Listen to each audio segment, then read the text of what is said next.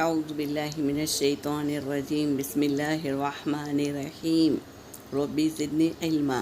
آج ہم حمزہ اور الف کے فرق کو جانیں گے۔ حمزہ دو شکل کا ہوتا ہے۔ ایک حمزہ خود اپنی شکل میں آیا ہے، یؤمنون پر ہے، اور دوسرا حمزہ الف پر زبر، زیر، پیش یا سکون کوئی بھی سین آ جائے تو وہ حمزہ بن جاتا ہے۔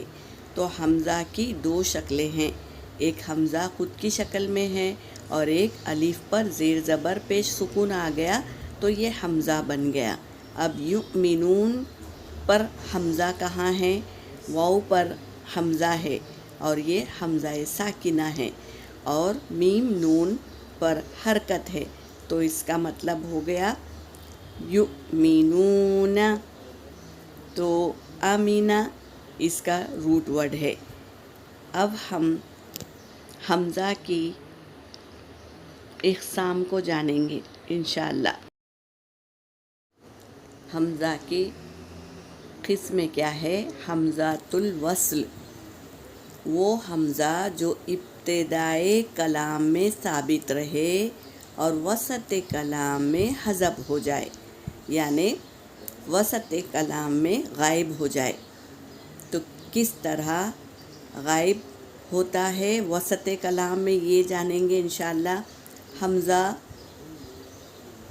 پہلی آیت میں ہم حمزہ کو پڑھ رہے ہیں اہدینا، اور دوسری آیت وسط کلام میں ہم حمزہ کو حذف کر رہے ہیں۔ کس طرح؟ اہدینا الصراط المستقیم۔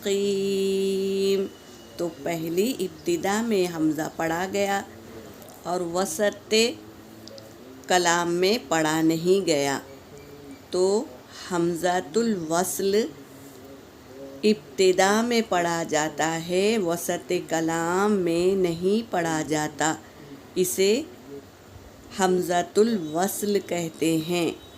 اس کو ہم جان لیے ہیں انشاءاللہ۔